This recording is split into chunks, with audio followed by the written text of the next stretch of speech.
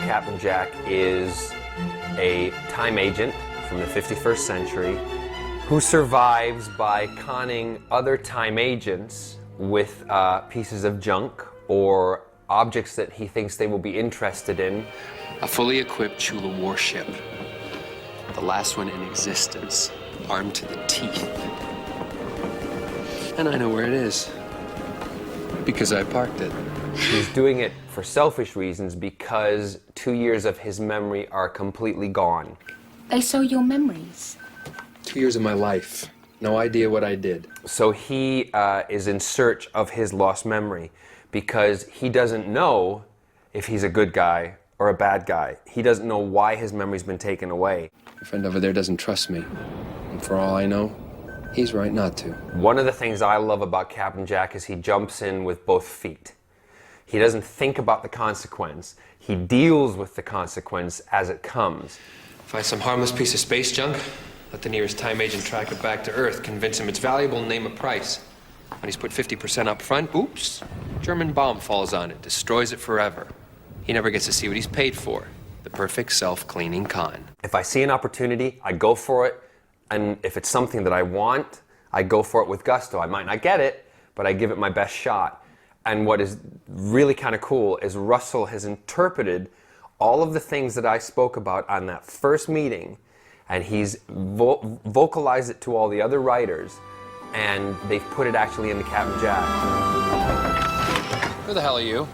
What do you mean, who the hell am I? Who the hell are you? Captain Jack Harkness. Whatever you're selling, we're not buying. Get out my way. So that's where the beauty of them putting the personality of John Borroуmen into Captain Jack came out. And it's great. It's me being a big kid and having a lot of fun. Is that a tribophysical waveform macrokinetic extrapolator? Couldn't have put it better myself. Ooh, genius! One of the great motivations for Captain Jack is sex, because he hits on everybody that he is introduced to. Hey there. Hello. Captain Jack Harkness. Linda Moss. Nice to meet you, Linda Moss. Do you mind flirting outside? I was just saying hello. For you, that's flirting. Your quintessential kind of sailor. He's got a love in every port. Now, whether that be a girl or a boy... Excellent bottom. So, man, there's a time and a place. That's obvious in the first episode that Jack appears in because of algae. Sorry, old man.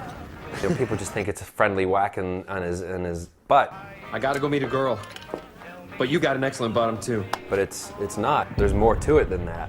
And I love the bit where I thought it was played brilliantly when we're in the railroad station later on in that episode. Hey, they've got algae on duty.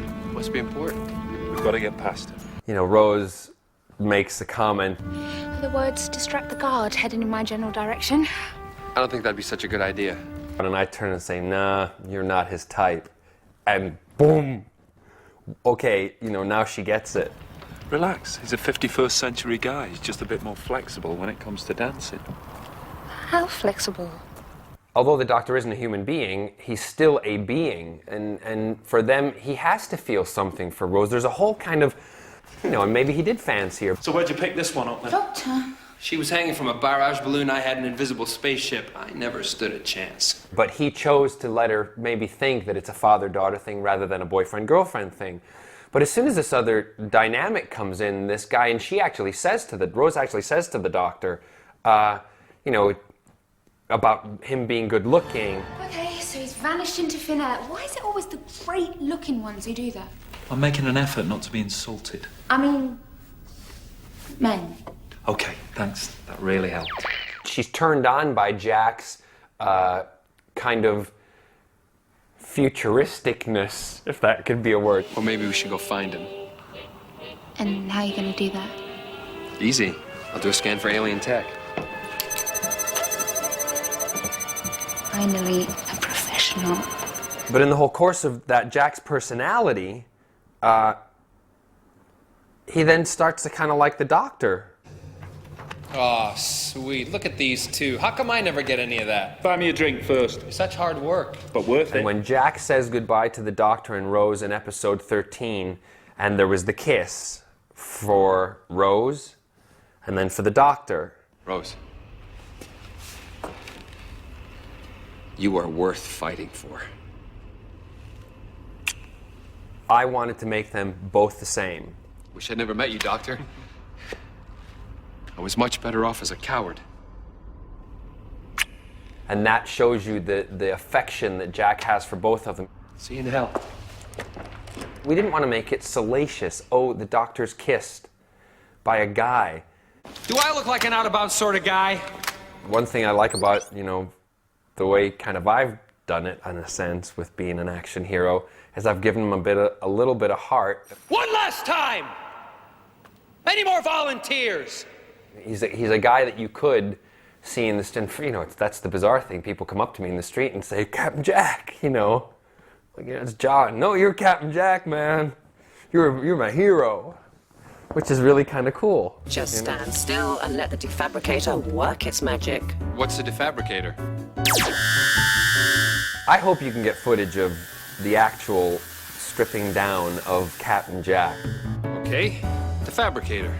Does exactly what it says on the tin. Am I naked in front of millions of viewers? Absolutely. The powers that be thought it was too much for the public to see my ass. And I have worked very hard to keep it in good shape. And now it's time for the face-off. What does that mean? Do I get to compete with someone else? No, like I said, face-off. There was no faking it. I was butt naked in that sequence. And the funny thing was that everybody came out of the woodwork that day to watch. And Joe, the director, completely, you know, he said to me, you know, when we began, he said, are you comfortable with this? How do you want to film this? I said, Joe, I have no qualms. I am not a person who is afraid of, you know, my body. Now, hold on, ladies. I don't want to have to shoot either one of you.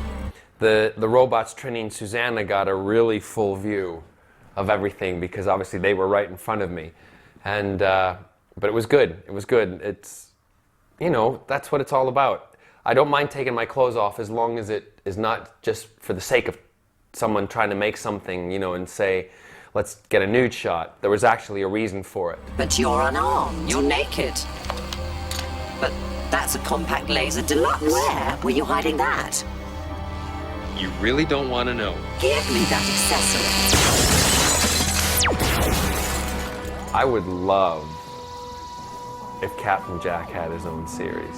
I think that would be, for me personally, that would be awesome. That would be cool. But whether or not it would have to be, it would have to be another kind of time dimension in parallel, or what would be kind of cool, because then you could do all these kind of specials where they meet, boom, and then they go off again. Oh, I'd love that. Yeah, I could see Captain Jack with his own. Yeah, I could see Captain Jack with his own TV show. Hell yeah.